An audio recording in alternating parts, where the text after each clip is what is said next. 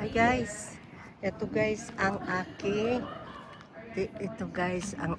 tinitiran dito sa Pilipinas. So ayan, yan po ang aking, yan guys, last year, ayan yung buong gate na to guys, last year pinagawa ko yan. So gumastos ako ng, yan buong gate na yan, at saka yung gate doon sa may garahe, ayan. Yan, gumastos ako ng 10,000 dyan. Pero kapatid ko na yung gumawa. Tapos, ayan na yung renovation ko. Ayun, pinalagyan ko yun ng bubong, yung bintana, at saka ayan guys.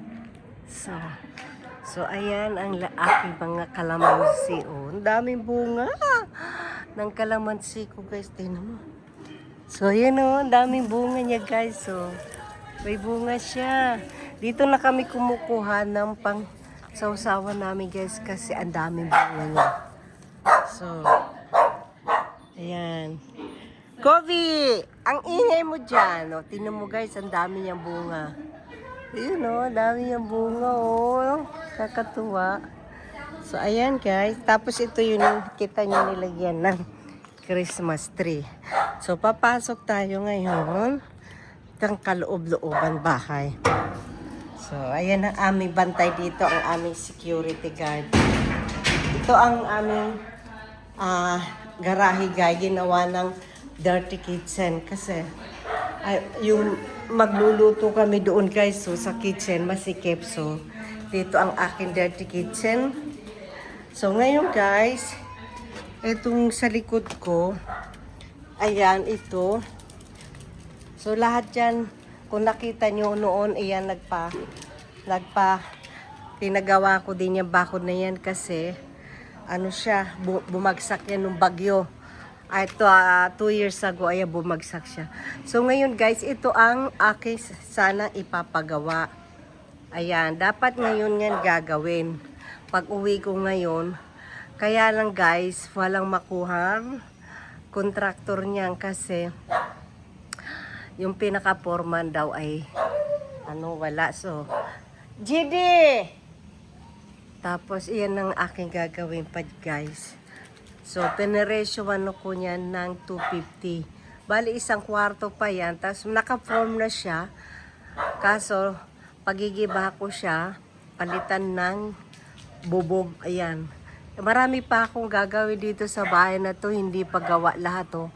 Kasi nga, wala nga mag-aasikaso paggagawa ko. Ang gusto ko kasi guys ng anak ko na ipagawa ko to, nandito ako para na ako na mismo makikita ko siya.